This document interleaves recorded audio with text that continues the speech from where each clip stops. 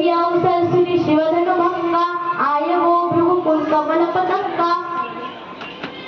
आणि जेव्हा धनुष्यटोकाचा आवाज परशुरामजींच्या कानावर पडला, लगेच जनक तिच्या त्या भरलेल्या मंडपात आले.